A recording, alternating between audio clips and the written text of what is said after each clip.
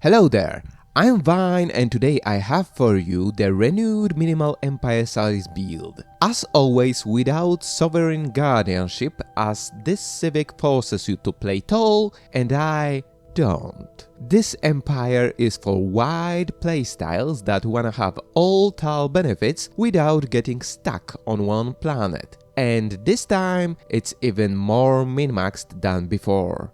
Without further ado, we can start with the mechanics. From ethics we need the Fanatic Pacifist for minus 30% empire size from pops. Last ethic point must be used on Egalitarian for civic requirement. And that's Beacon of Liberty for minus 15% empire size from pops. Second civic can be whatever we want. Authority must be democratic but only after ascension, so technically we don't have to start with it. Lastly, the key trait is Unruly for 2 trained points and plus 10% empire size from pops. You see, since this penalty works on pop species level, it's calculated before applying empire-wide reductions. And if we somehow get minus 100% empire size from pops on empire-wide level, this penalty will be completely negated. Spoiler, we are aiming for minus 100%. Rest of the empire selection features are up to you. Choose whatever you want, customize the species as you wanna and pick the best origin for your playstyle or current vibe. If it fits, it works with the build. Now, let's jump into the game and look at the options there. First tradition tree to take is the expansion for Courier network tradition, that gives us minus 25% empire size from systems and colonies. It will also help greatly with early space grab, since as Fanatic Pacifists we can't take it from other empires easily. Next is Harmony for Kinship tradition that gives minus 10% empire size from pops, giving us minus 55% overall reduction. We don't have to take this tradition tree as the second one, it works the best as the third one.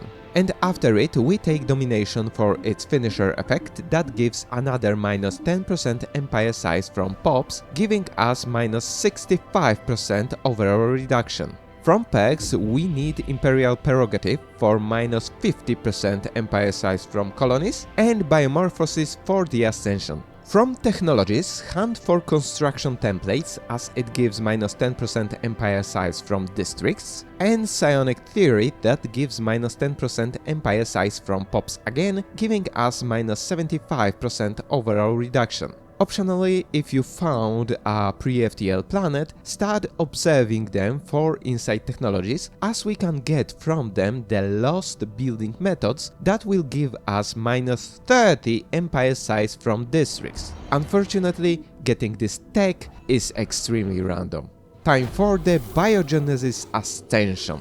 During the situation, pick cloning first for the correct tradition tree and quite good tradition effect. Second choice must be Purity for heightened attributes tradition that gives minus 10% empire size from pops again, giving us minus 85% overall reduction. Third choice can be whatever we want, but the tradition tree must be cloning. Then we finish the tradition tree as soon as possible and upgrade our democracy to Cordant Multiplicity that gives minus 15% empire size from pops, giving us minus 100% overall pop empire size reduction. But what if we don't wanna ascend biologically? We can take the Flesh is Weak perk and ascend cybernetically to also upgrade our democracy to democratic concurrency or democratic interlink, as both give us minus 15% empire size from pops, giving us minus 19% overall reduction.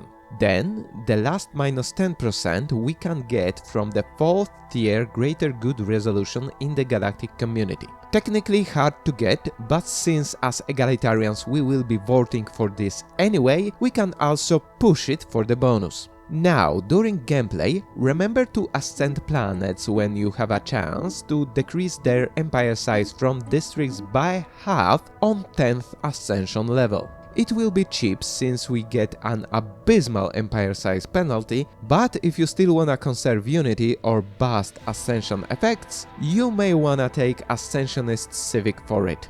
but that's optional. Finally, as the first megastructure, we build the Interstellar Assembly. It will help us to push the greater good resolutions and will reduce overall empire size by -10% on top of everything that we reduced already. Now, time for evaluation. In multiplayer, it's Fanatic Pacifist. Everybody knows that Fanatic Pacifists cannot declare wars. Other players will exploit this fact with vicious prejudice. In single player, it's wide and tall at the same time. Tall profits with wide economy is quite an exploit, as the game was balanced around being tall or wide, not both at the same time. Also, in single, there is no one that would exploit the fact that you sacrifice the ability to declare wars for this. As for the roleplay, it's peaceful, full moral democracy experience, at least until you dominate the galactic community to safely declare other empires a crisis to wipe them out one by one. Anyway, what do you think about this build? Write your opinion in the comments, remember to visit channel's Discord, and see you later!